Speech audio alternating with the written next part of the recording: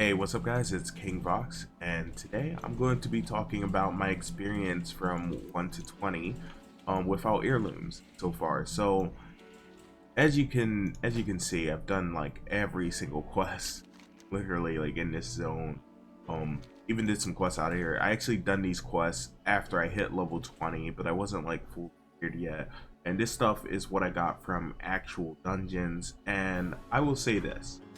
There's one thing that I noticed tremendously. When you go into dungeons, say at like level 15, something like that, usually for me, it's boring. And I think the main reason it's boring is because you can never really get anything from dungeons except for off pieces, right? Like rings and stuff like that, because our gear just really takes up everything. All the heirlooms kind of take up every spot. Well, not using heirlooms was kind of exciting because I had access to everything. You know what I mean? Like everything that dropped, I could actually wear and equip, and it was an upgrade, and that kind of made doing dungeons feel a lot better. I don't know what it is about like just seeing your power go. So say the average DPS of a character from 115 to I would say 20 is about, even 25 is anywhere from 50 all the way up to like 140 DPS, right?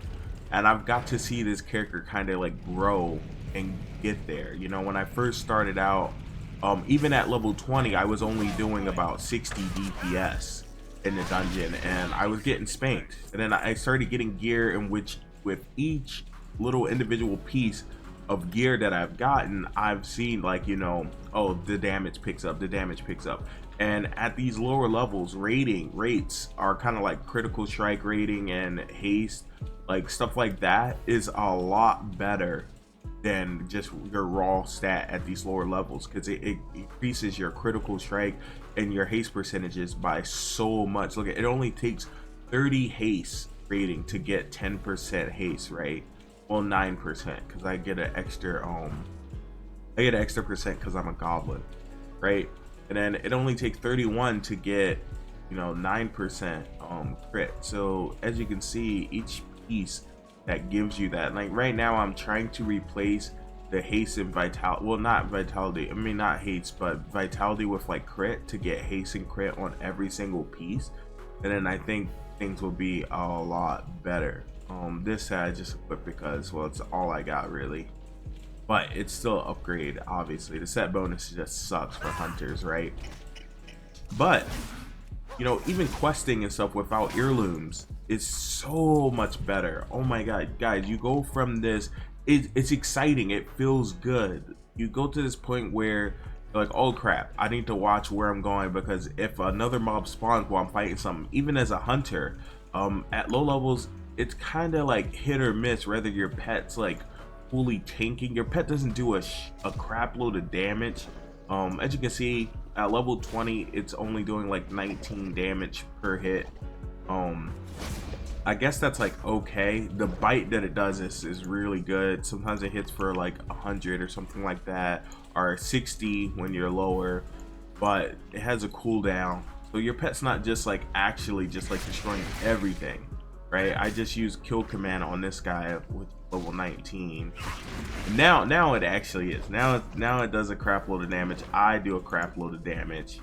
But it's not because of heirlooms. And I think I'm stronger right now than, let me actually see if I'm stronger than I would be if I had heirlooms. I don't have a helmet, but I have shoulders. So the shoulders would be 5 agility and 7 stamina, right? 5 agility and 8 stamina. I get here, I get 3 crit rating. As you can see, the item level is even higher on the gear as well. So you do surpass heirlooms. You absolutely do. Once you get gear from gear. So like this is the top level gear that you can get at level 20. It's item level 26, where the heirlooms at 26 is only 24. So you do get to a point where you kind of like surpass it or whatever with the upgrades from dungeons, but obviously heirlooms are going to be stronger when you level, and you know the times when you don't get that gear. The problem with equipping heirlooms is when you go into dungeons, they're going to be boring as hell because you don't get upgrades. WoW has always been about growing stronger and getting upgrades as you level. It's a very baked in, rewarding, satisfying part of the game, right?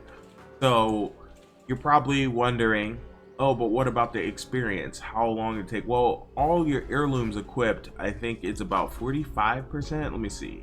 10, 20, 30, 40, 45%, and I guess some more if you have rings or whatever. But I'm gonna be honest with you guys, it wasn't noticeable at all. Like heirlooms, I mean, it's going to count. It's going to be a lot faster with heirlooms just based off of like it increases quest experience. So when quest experience starts getting ridiculous, like 4,000, this would be like damn near 5,000 or whatever, because you're increasing that experience by such a large amount, right? But I didn't see a big difference between this character leveling him without heirlooms and other characters I level with heirlooms. The difference was just, you know, the big difference is it's more fun to level without heirlooms, especially when you do dungeons or even when you do quests.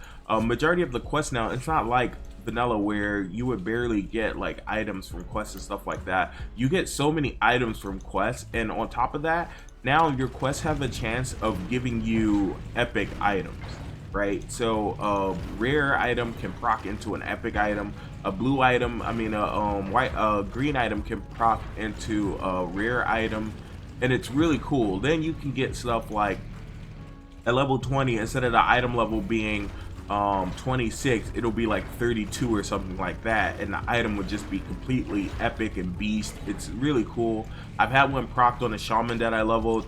I also leveled the shaman here because I needed to grab alchemy and herbalism. Not really herbalism I didn't need, but I need alchemy later to transmute bars and stuff so I can make engineering mounts later on, and it'll just help a lot with engineering, which is what I have on this character right here. I'm capped off at 100. Obviously can't really do anything else, but I'm still like mining to get all that stuff, and then when I activate my account, I'll be able to go farther. Now I was thinking of doing something along the lines of stopping at every expansion to catch up on all my professions, and that includes cooking as well. I've been working on cooking a little bit. I can't work on archaeology, but I have been working on fishing a little bit as well, and that's pretty much what I'm doing now, is capping these things out. But once I hit 60, I think I'm going to lock my level and then catch up on all my professions, and if I can, I will farm lower level patterns and stuff like that, so I'll have patterns from every expansion and stuff like that, and that stuff is not really too hard to do. I may have to come back at a higher level in order to, oh wow, a player,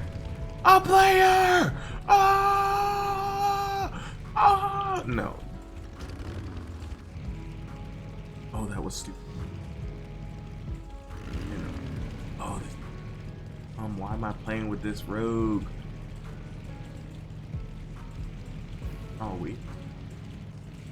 You don't want no smoke, rogue! You don't want no... She would probably beat me up. She has, like, so much health. Okay.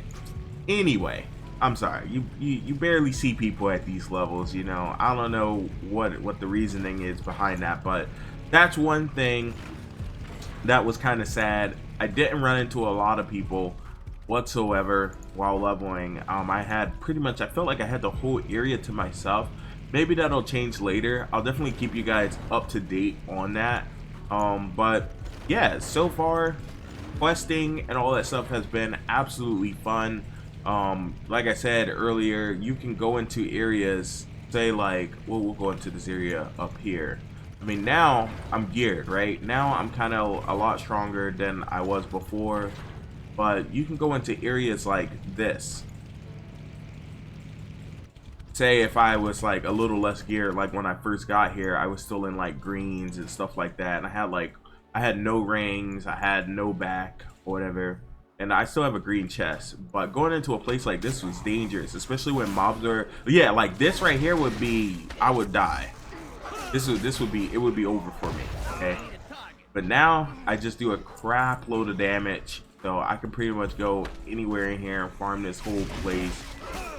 Which I probably will for cloth, actually, wool cloth.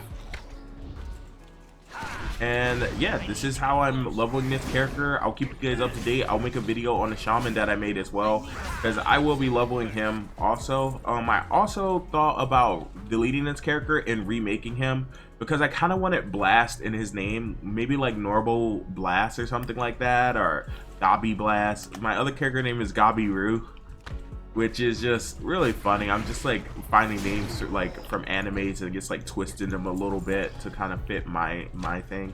But yeah, if you like the idea of this and you think this is cool or whatever, yeah, just give the video a thumbs up and let me know what you think down below. Peace out, guys. This has been King Fox.